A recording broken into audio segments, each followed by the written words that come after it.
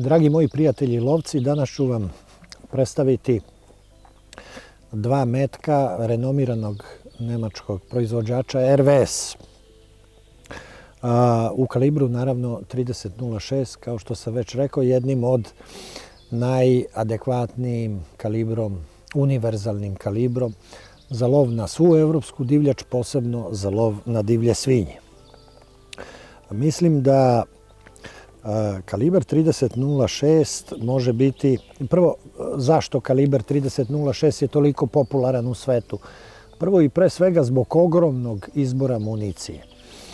Naime, svi proizvođači municije u svetu, svi proizvođači prvo lovačkog oružja u svetu proizvode kalibar 30.06, a svi proizvođači municije u svetu proizvode veliku paletu zrna,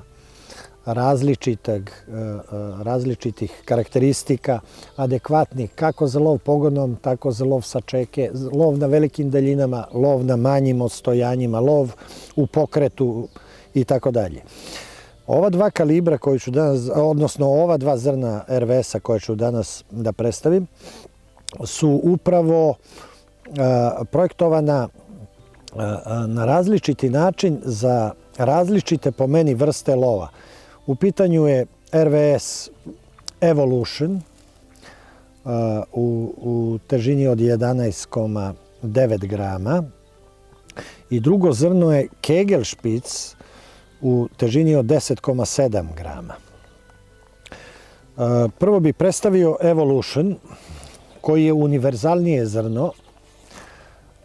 Po meni može se koristiti naravno i za sve vrste lova na divlje svinje. Znači, kako za lov sa čeke, tako i za lov pogonom. To je nešto malo teže zrno nego što je uobičajeno u ovom kalibru, znači ima 0,2 grama veću težinu nego što je standardna težina za kalibar 30.06. Odmah moram da napomenem da je to vrlo skupo zrno, jer je i projekat izrade i konstrukcije zrna vrlo skup. To zrno ima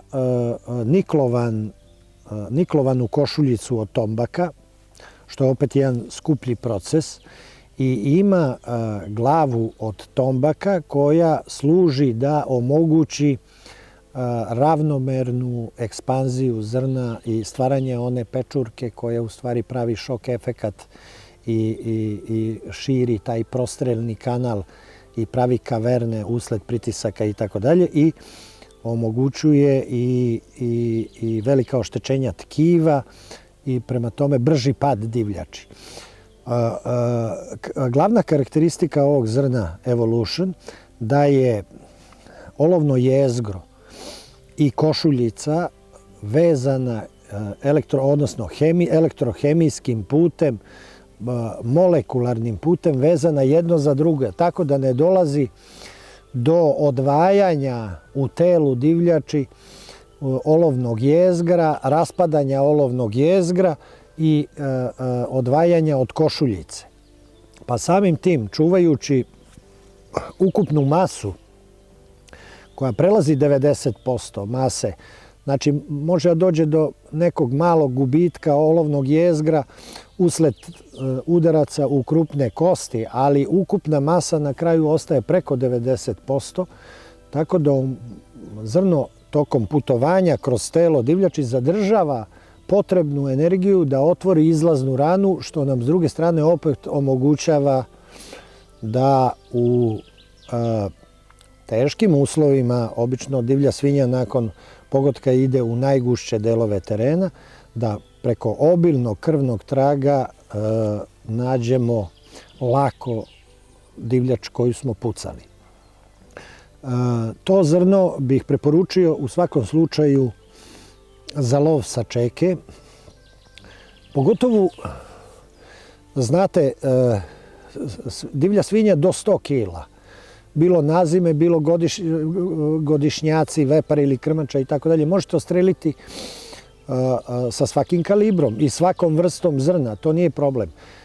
Postoji onaj trenutak kada vam izađe ne tako često u vašoj lovačkoj karijeri krupan vepar od 200 kila, zreo 7-8 godina, trofej koji ste čekali dugo godina i može vam se desiti ako pucate sa mekanim zrnima, soft pointom, obzirom na njegove debele ploče sa strane, plečki i tako dalje, da ne nađete krv, da mislite da ste promašili, da on je ogromne snage, može da odvuče i 150-200 metara i da mislite da ste promašili ili da znate da ste pogodili, a da ne možete da ga nađete i da ste izgubili taj životni san o vašem životnom trofeju. Iz tih razloga bih lovcima preporučio za čeku ovo zrno, Evolution.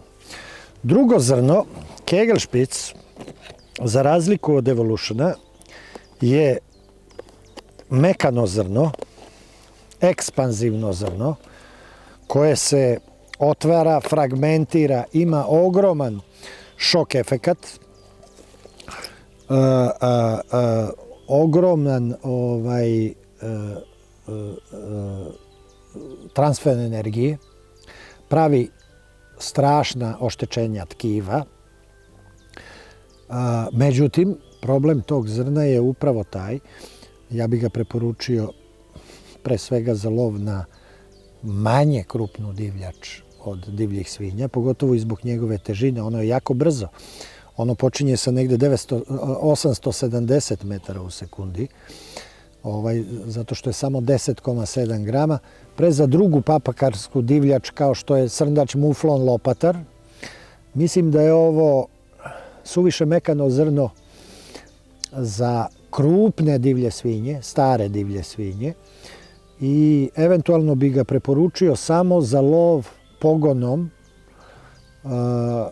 da pucamo na divlje svinje na kratkim odstojanjima, 30-40 metara, imamo vizualni kontakt sa njima dok odlaze, tako da možemo da pratimo pravac njihovog bežanja i da nađemo i bez krvnog traga, a istovremeno ako otvore izlaznu ranu, onda je krvarenje jako obimno. Mislim da sam na neki način, eto, vama, prijatelji lovci, rešio neke dileme oko izbora municije i da sad možete eventualno, u zavisnosti od načina lova, pokušate koristiti moje iskustva u izboru municije.